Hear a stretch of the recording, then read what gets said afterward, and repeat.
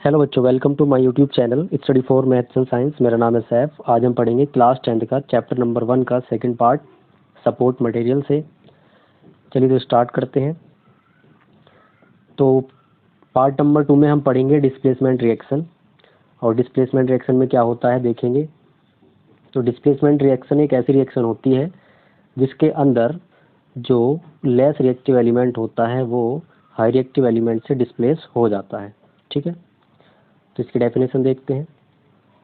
तो displacement reaction the chemical reaction in which more reactive element displace less reactive element from its salt solution.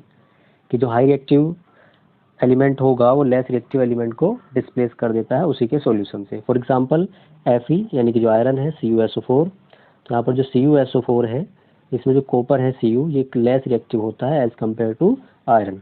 तो इसलिए iron इसको अलग कर देगा, ठीक है, और Fe को अपने साथ ले लेता है और क्या बनाता है FeSO4 बनाएगा और कॉपर को अलग कर देता है। कॉपर अलग इसलिए हो जाता है क्योंकि कॉपर लेस रिएक्टिव है। ठीक है, अभी हम चैप्टर नंबर 3 में पढ़ेंगे कि कौन सा एलिमेंट लेस रिएक्टिव होता है और कौन सा हाई रिएक्टिव होता है। ठीक, अब इसके और एग्जाम्पल देख लेते हैं आगे। तो अगला एग्जाम्पल दिया हुआ है Zn प्लस CuSO4 और एरो ZnSO4 प्लस Cu। इसमें भी जो Zn है वो कॉपर से क्या है हाई रिएक्टिव है, इसलिए कॉपर को उसने क्या कर दिया डिस्प्लेस कर दिया और जो SO4 था वो अपने साथ ले आया। ठीक है, और क्या बनाया जिंक सल्फेट बनाया। ठीक है, इससे पहले यहाँ से क्वेश्चन कई बार पूछा जाता है कि जब आयरन नेल को कॉपर सल्फेट के सॉल्यूशन में रखा जाता है तो क्या होता है। ठीक है, तो ये ध्यान से देखेंगे क्या होता है। तो iron nail become brownish in colour by deposition of copper and blue colour of CuSO4 change to dirty green colour due to formation of FeSO4। तो इसमें याद रखेंगे जो नेल होता है यानी कि जो आयरन नेल है, लोहे की जो कील होती है, जब हम उसको कॉपर सल्फेट के सॉल्यूशन में रखते हैं तो कॉपर सल्फेट से SO4 जो होता है आयरन पर आ जाता है, बनाता है क्या फेरस सल्फेट, जिसकी वजह से इसका जो कलर होता है वो डर्टी ग्रीन हो जाता है और जो आयरन नेल होती है उसका कलर ब्राउनिश हो जाता है। ठीक है, और CuSO4 का जो कलर होता है पहले ब्लू होता है लेकिन आयरन की वजह से वो डर्टी ग्रीन हो जाता है। ठीक, इस रिएक्शन में Zn ने Cu को इसलिए डिस्प्लेस कर दिया क्योंकि Zn जो है कॉपर से ज़्यादा रिएक्टिव है, हाई रिएक्टिव है। अब इसके बाद देखते हैं डबल डिस्प्लेसमेंट रिएक्शन। तो डबल डिस्प्लेसमेंट रिएक्शन में क्या आता है, ये और भी सिंपल है। डबल डिस्प्लेसमेंट रिएक्शन देखेंगे। Double displacement reaction are reaction in which new compound are formed by mutual exchange of ion between two compound. ठीक है, जहाँ पर म्यूचुअल एक्सचेंज हो रहा हो आयन्स के बीच, मतलब डबल डिस्प्लेसमेंट। डिस्प्लेसमेंट में क्या था, केवल एक एलिमेंट जो था वो दूसरे एलिमेंट को उसी के सॉल्यूशन से डिस्प्लेस करता था, लेकिन यहाँ पर जो है दोनों ही जो एलिमेंट होंगे एक दूसरे को उसके सॉल्यूशन से डिस्प्लेस कर देंगे। ठीक है, फॉर एग्जांपल Na2SO4 BaCl2।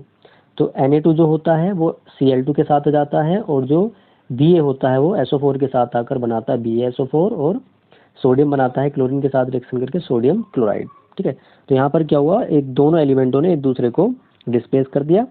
ठीक, white precipitate of BaSO4 is formed so that is called precipitation reaction. तो याद रखेंगे जिस रिएक्शन के अंदर भी व्हाइट प्रेसिपिटेट बनता है उसी को हम क्या बोल देते हैं, प्रेसिपिटेशन रिएक्शन कह देते हैं। ठीक, अब आगे देखते हैं।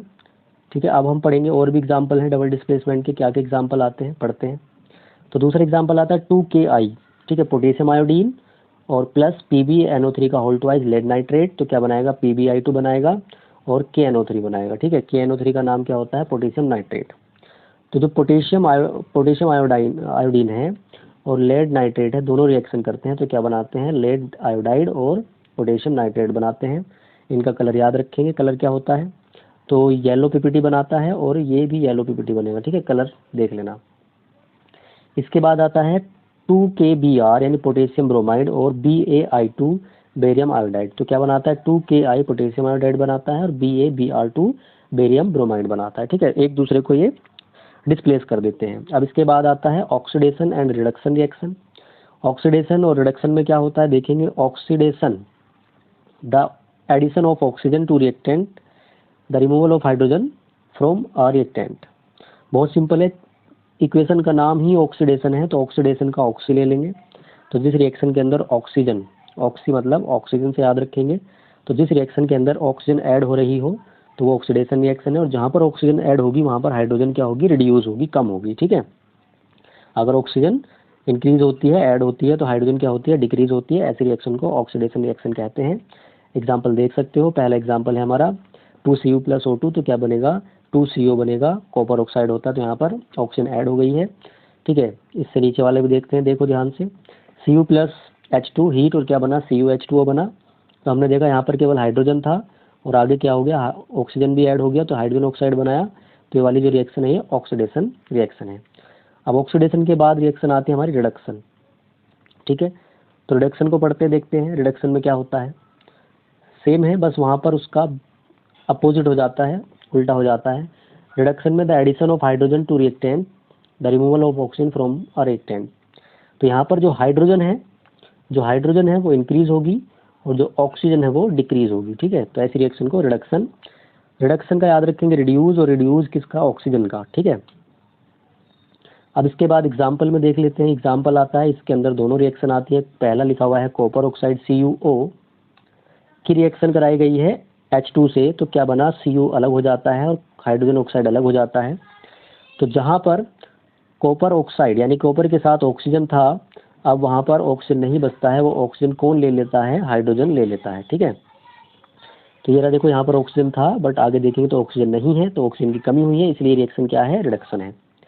यहाँ पर हाइड्रोजन था बट हमने देखा कि अब हाइड्रोजन के साथ ऑक्सीजन भी आ चुका है, तो ये कौन सी रिएक्शन होगी, ऑक्सीडेशन। ठीक है, जहाँ पर ऑक्सीजन का एडिशन हुआ ऑक्सीडेशन, जहाँ पर ऑक्सीजन का रिडक्शन हुआ वो रिड्यूस हुई ऑक्सीजन, वहाँ पे रिएक्शन हो जाती है रिडक्शन।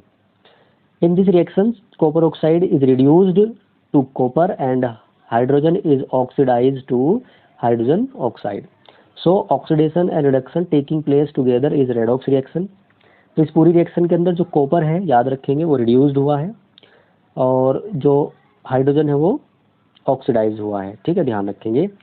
और जहाँ पर दोनों रिएक्शन ऑक्सीडेशन रिडक्शन एक साथ हो रही हो तो उस रिएक्शन को रेडॉक्स रिएक्शन कहते हैं।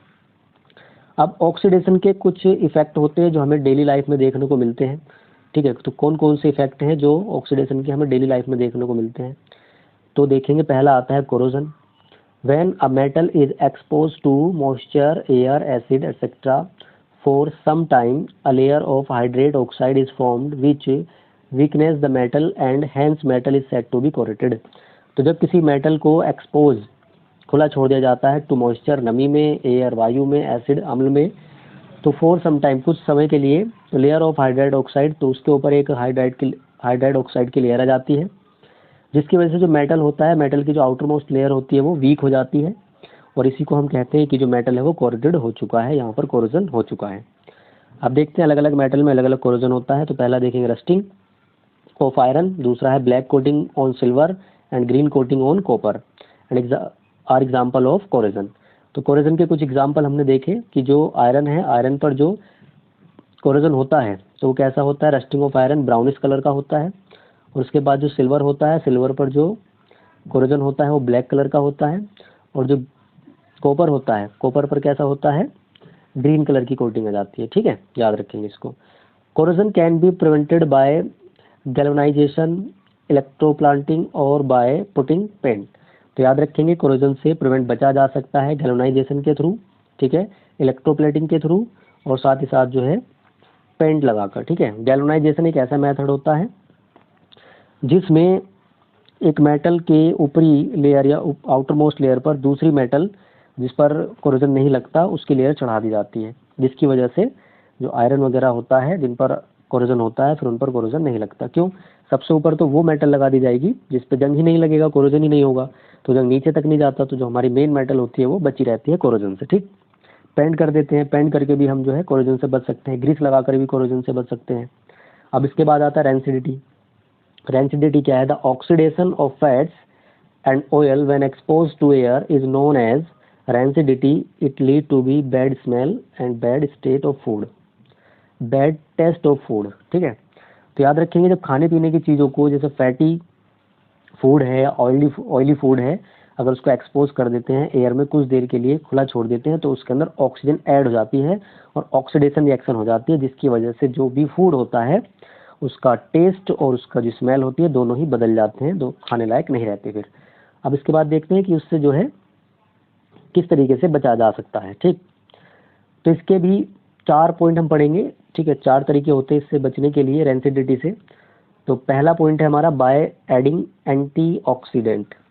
तो जो खाने पीने की चीज़ें होती हैं अगर उनमें हम एंटीऑक्सीडेंट डाल दें जिससे कि कोई ऑक्सीडेशन रिएक्शन ना हो, तो हम जो है रेंसिडिटी से बच सकते हैं।